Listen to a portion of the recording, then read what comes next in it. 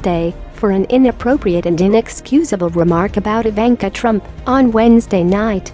On her TBS show, the late-night host savaged the president's daughter for her role in her father's immigration policy, but B's expletive-filled comment drew condemnation, particularly among conservatives, and a rebuke from the White House.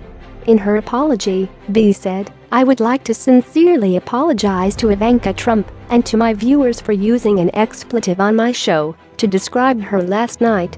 It was inappropriate and inexcusable. I crossed a line about the United States immigration policy and the future of her and her son.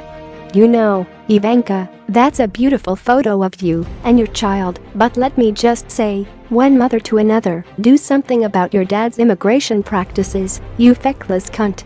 He listens to you." B said. The video has now been pulled.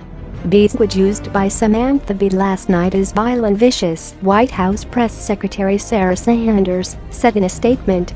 Her disgusting comments and show are not fit for work. On Thursday afternoon, B tweeted those words made it to the air. Samantha Bee has taken the right action in apologizing for the vile and inappropriate language she used on our channel. We will be bringing more update on this news. Thanks for watching.